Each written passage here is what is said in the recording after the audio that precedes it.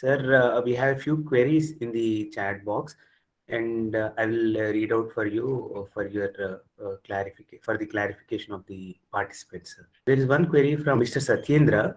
If person A invented the secret recipes at B's restaurant and B wants to keep the A's inventions, then if it was invented during the work at the restaurant, who would own any intellectual property rights of the invented recipes?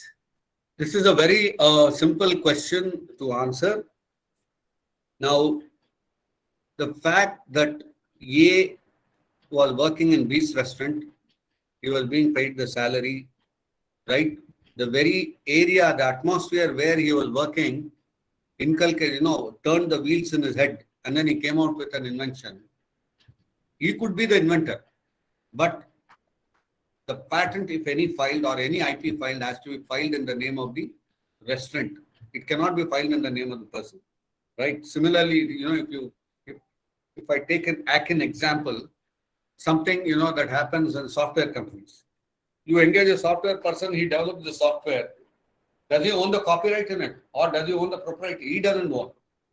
The employer will own, because the very fact that the job was given to this person, he was given a table, chair, and AC above his head, and various other things to enable him to think and then draft, is a consideration for that employee to assign the copyright or whatever the intellectual property is there in what he has done to the employer. So to answer your question, A cannot ask for any IP on that, and though he is an inventor, whatever IP has to be filed for has to be filed in the name of B. Sir, there is a follow-up from, it is an extension from Mr. Ritvi. Sir, is there any possibility of joint ownership, or whether it will be only the sole ownership of the restaurant? See, joint ownership can happen. Suppose, let us take, there is a particular invention by a person. Right now, I'll give you an example. There is one professor in one of the engineering colleges who had invented a particular method of identifying the script on a palm leaf, Devanagari script on a palm leaf, right? So he did this entire project while he was with the what is called as the college. Now, when the application was filed, before filing the application, he entered into an agreement with the college and said, look, both of us will be joint owners of this. I will be the inventor, you will be the applicant. And once when this is monetized and when we start getting money, right, we will share it between ourselves. There was an agreement entered in. There is nothing that can preclude you from being a joint owner. You can always be a joint owner. But all this is subject to documentation and subject to contract, which is again enforceable. There is another question from Mr. Pawan Kasturi. How can we demystify IP and common myths about it among the youth? And what are the common problems which youth or young entrepreneurs face when they file an IP application? And what can be done to solve such problems? See, the most common problem that I find from the youth is they put it in the public domain without knowing the consequences. Right? Suppose there is a patent. The fundamental principle of having a patent is you cannot put it in the public domain unless you have gone in for a filing of a IPR. Now, ignorance of law is no excuse. So, ignorance of a particular aspect of law is also no excuse. This is a very common feature that I have seen. Now, I really don't know. I need to ask this question if there is anyone who can answer me. Now, many engineering colleges conduct this big this thing where they they showcase the inventions made by the students. Can it be called that it is in the public domain? So tomorrow, like the way how I told you, the cart that the students invented, which could go into the, which as you could drop in soap, shampoo, everything, it automatically starts billing, straight away. You don't need to take it to the billing counter. You will know how much you have bought just by looking at the, the display board on the cart. Now, this has been done. It has been shown. People have come, seen it, and gone. Can it be said that it is on the public domain? Now, that is a question of fact. So, the youth, the children have to understand one thing. Don't brag about your invention in a public domain. Don't talk about it. Keep the invention a secret. If it is a patent and a design, you need to keep it as a secret. You file it, go for a publication, then you go for commercialization, you will be fine. So this is one very important aspect of where the youth get misled. Yes, thank you so much, sir, for the clarification. Next question is from Mr. Ritvik. Sir, can IPR subjects be taught in B schools across the country so that entrepreneurs can also benefit from the subject? And the doubt is, how would the raw idea be protected from being stolen in a classroom?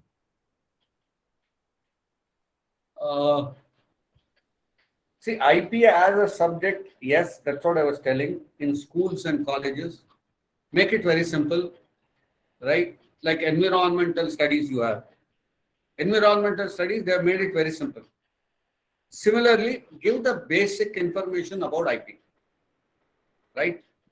Basic information of where it has to be filed, what you need to do, do's and don'ts, right? You give the basic information. And the second question is raw idea be protected from being stolen in a classroom. Yes, this is a difficult thing. That's a very good question.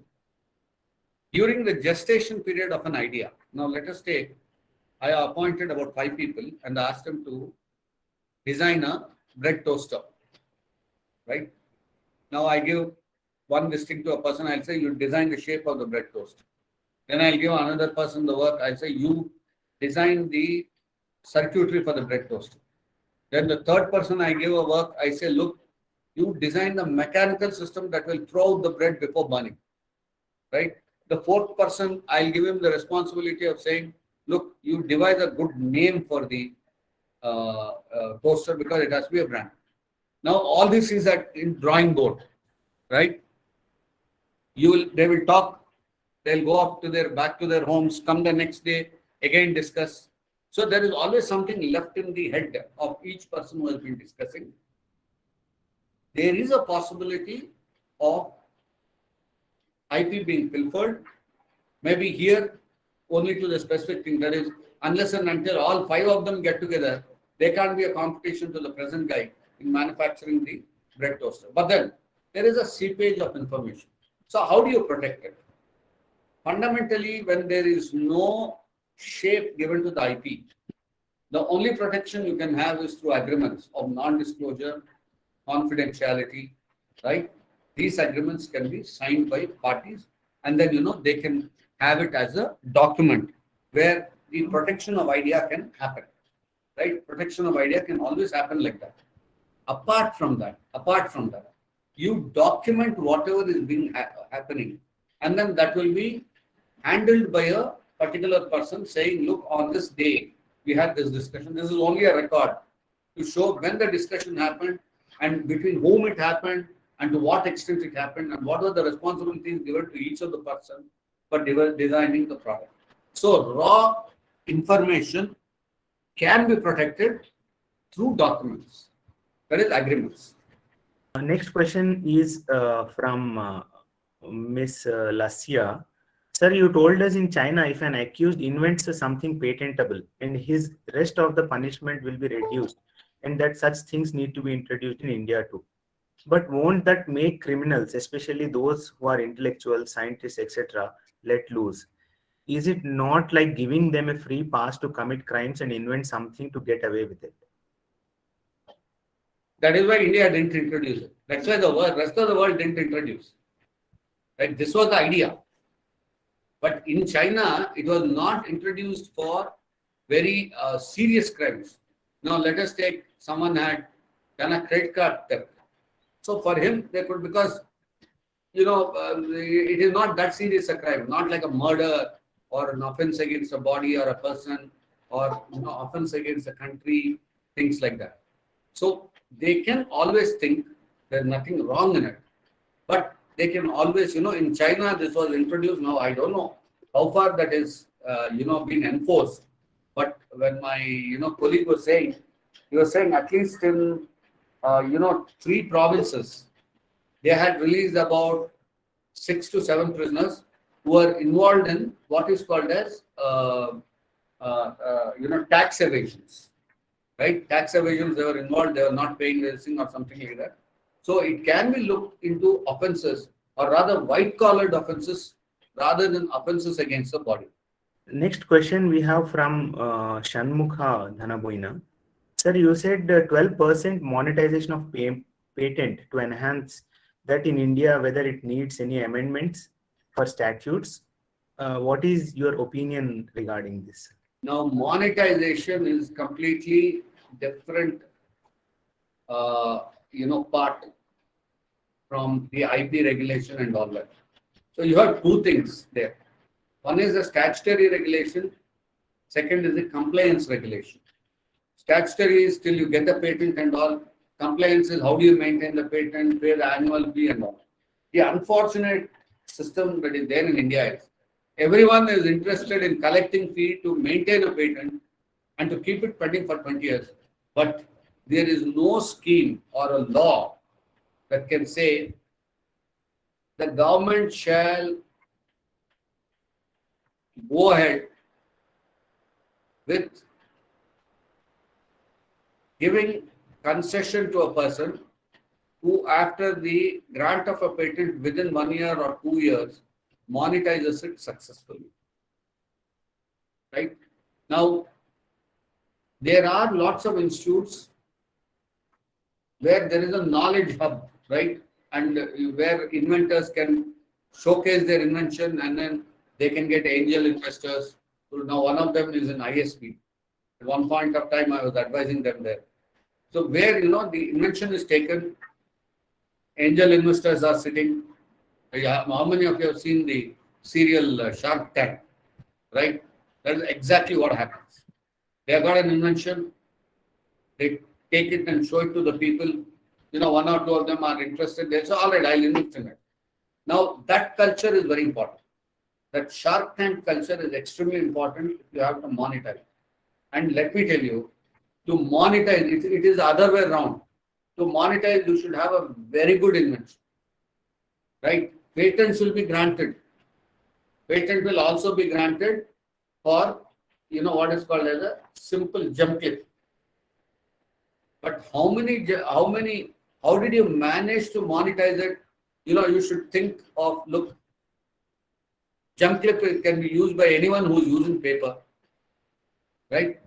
So anyone using paper can be in schools, doctors, advocates, colleges, everything, offices, government offices, private companies. So the method of analysis has to be such that monetization has to be a crux of it. And this has to be completely segregated from the statutory requirement and the compliances. This is a monetary, exploitation of a IPR. So this has to be separate. In fact, the government under DPIIT can have a separate division, have experts advising people how to monetize their inventions. Thank you so much, sir. Next question is from Mr. Vibhanshu Jain. Sir, is there any limit of minimum to maximum time for any patent provided in IPR law? There is no minimum, there is a maximum time. A patent is granted for 20 years, it is not renewed. So, let us take you file it in 2000 and your patent gets granted in 2006. You will have 14 years to exploit it completely. And you would have had 6 years to partially exploit it. If you had published the patent, you could still sell it in the market even before the patent is given to you. But generally what happens is, patents are exploited to the maximum after the grant is given. So there is no minimum period for it. For a patent, it is 20 years. Similarly, for a trademark, it is 10 years. Every 10 years, you can go on renewing, right? and you can go on renewing for hundreds of years as long as the renewal fee is paid within time and then the trademark is renewed. Design 10 years, it is granted, you can extend it by 5 years, right? So you have various time periods for various IPRs. That's how the system works. Sir, next question is from T. Sonavane. Sir, can you suggest any book name to understand basic concepts related to IPR? One Narayanan. Go to Narayanan. It's a blue book with a blue cover. Narayanan is a very good book. But let me tell you, when I started practice in IPR, we had 18 subjects in the college, Dr. G.B. Reddy knows. And IPR was not part of it. But when I came out of the college, I burned midnight oil to learn IPR. I literally had to shift files in the trademark office from one table to another just to learn it. And there was one very kind soul there, one Mr. Mahendra Reddy from AP. He saw me doing it. He said, look, you want to learn, you come and sit with me. I'll give you 1 or 2 applications, go through it, read it, tell me what to do, then that's all you do. So, book question, there are multiple books, right? IPR for nerds. There is one book, printed by the one US publication.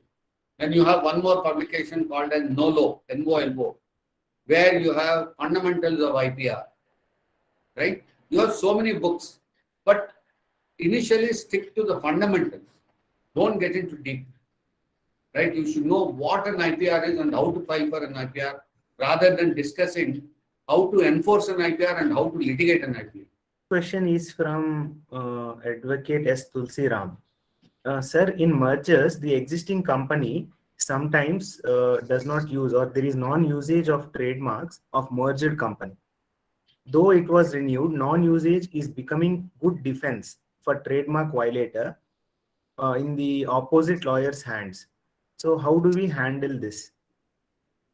Once you don't use a trademark, whether you in a merge, suppose a company A merges with B and A has got about 10 trademarks, B does not use the trademark will, can be rectified or it will lapse, right? Suppose B uses the mark, obviously all this has to be under a documentation process.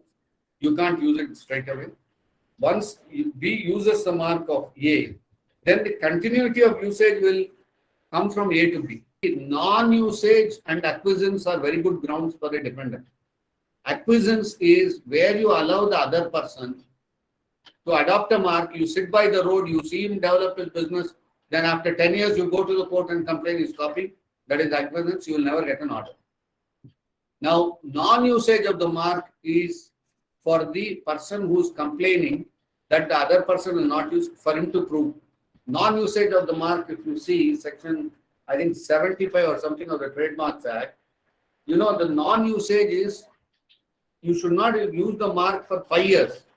So from the last day of the ending of the 5th year till the next 3 months, if you find there is no usage, you can go ahead and say there is no usage. But let me tell you, non-usage of a trademark is not a very strong defense. Because even if one single invoice is produced within this 5 years, it would amount to usage. One query from Ms. Sudhaguni Raja Rajeshwari.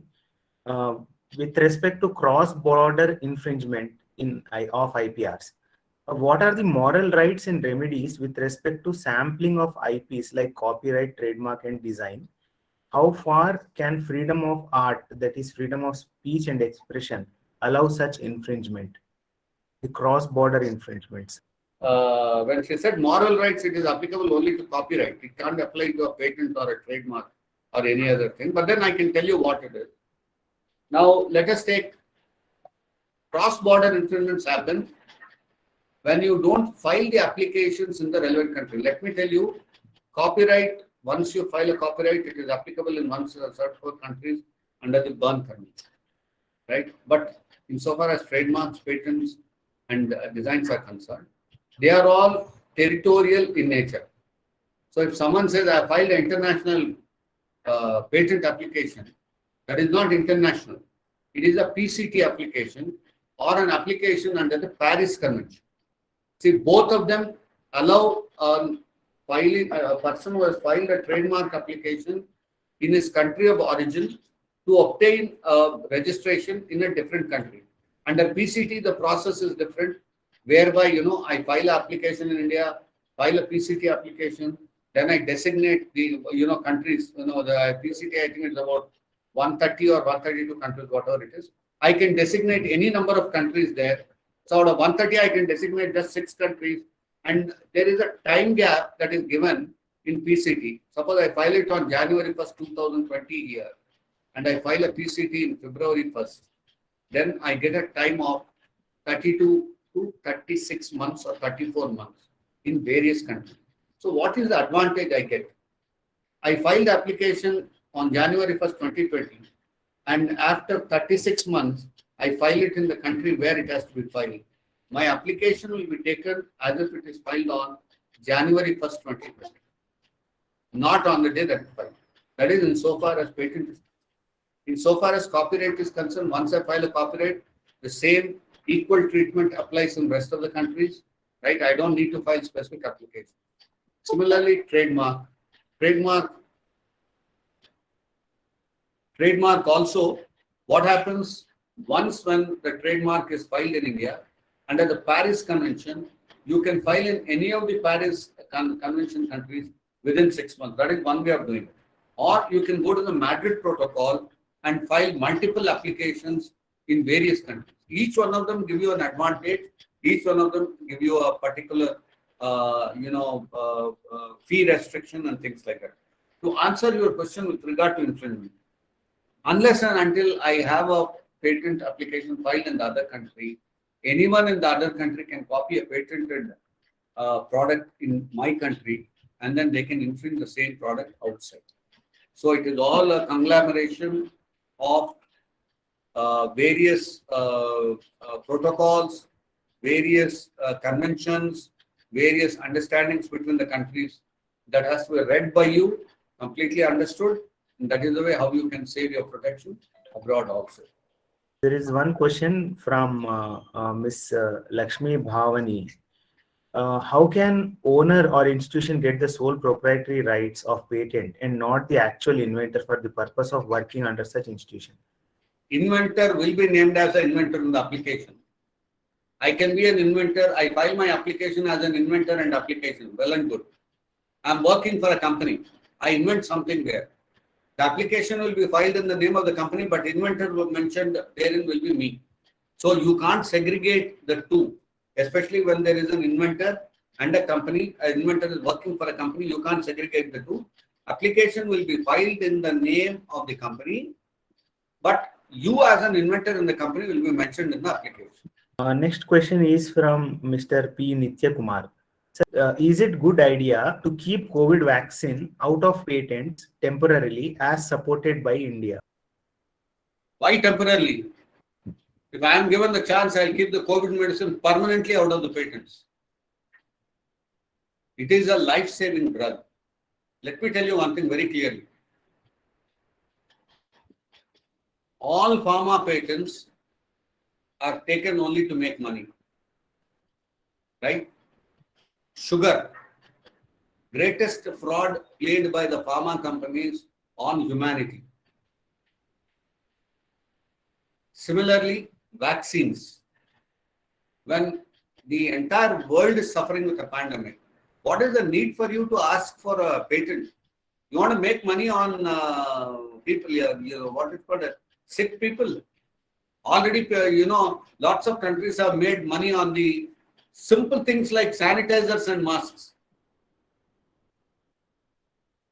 According to me, there should not be a patent granted to the vaccine, and the entire formulation of the vaccine should be made public. We have another question from Mr. Pawan Kasturi. Sir, to what extent the National Intellectual Property Rights Policy of 2016 has helped the youth in India? To be frank, 2016 policy has not spoken much about youth inventions. They have generalized it. That's all. Innovators, invention and all. But not much is spoken about youth inventors. Now, why is it that the government of India does not consider, making a separate policy for youth inventors? Right? Now, everything need not be looked as a professional thing, as a matter of what is called as monetization. There are sometimes certain inventions, defense inventions. Suppose let us take, I find out a particular cloth that can camouflage a particular equipment. I can use it to what is called as stop birds eating the grains by putting the camouflage on the grain bags, or I can also put the same camouflage on a helicopter or a tank in a battlefield to camouflage it. So both have different applications. So what happens there is, how do I look at invention and how does it fall and how will it be dealt with under the law? Yeah, another question from Ms. Rajarajeshwari. Sir, can a company with non-usage and customers in India, but with registered trademark, claim well-known trademark? If we identify such trademark, can we report the same to the authorities? See, this is a debatable subject, but there has been a decision on this. Whirlpool case is something similar. Whirlpool, when it fought the case in India, did not have a product in India, but they were advertising in India. So they said, because of our advertisement, we are well-known mark. So if a company is not using, isn't it a juxtaposition where you are not using and then you want to claim it is well-known? Right? It is exactly opposite. So if it is a well-known, if you want it to be well-known, there are two procedures. Either the registrar declares it, or when there is an infringement suit filed, the suit declares it as a well-known mark. So when a well-known mark is declared in a suit, that obviously means the person has been using the mark, because you would not file a suit if the mark is not being used and consequently someone has infringed it or passed it off. So I think that entire logic goes against each other. Yes, sir. Sir, there has been a clarification from the participant regarding the question, sir. Where a company with non-usage and no customers and no advertisement in India since the day of the application of trademark claim well-known trademark in India. You should read Dongre versus Whirlpool case. Okay, sir. Whirlpool versus Dongre case is exactly the situation. Okay, sir. Okay, sir. Thank you, sir. We have last question, sir, from Mr. Tulsiram. Sir, in farmers plant variety protection, if the germplasm was passing off by other company, what would be the percentage of DNA fingerprinting matching that should be there? Like if it is 95% but not 100%, is it enough to take injunction? How is the injunction granted in such cases? See, grant of an injunction depends on three important factors. Right? One is called as prima facie case, second is called as balance of convenience, and third is called as irreparable loss. Now, insofar as the germplasms are concerned, the fingerprinting, if it is, see, there is no, to say there is a percentage depends on each facts of the case. But there are judgments where, though the fingerprinting was not, exactly matching, but then certain aspects, fundamental aspects were matching, injunctions have been given. Now, with regard to the germplasm fingerprinting, now how does that work is still a debatable issue. Whether the fingerprinting has to be taken at all for the purpose of what is called as grant of an injunction has been a debatable issue that is still not settled law. But according to me, I think each case depends on the facts. There could be a less of a fingerprinting, but more of a result-oriented product. Then always, injunction can be granted. With that, we come to the end of the Q&A session. Now, I request Professor G.B. Reddy, sir, the chair professor for the IPR chair, to please take over the session. Sir, I think it has been a wonderful exposition of the law relating to intellectual property, role of truth, and so many dimensions which you have, rightly explained.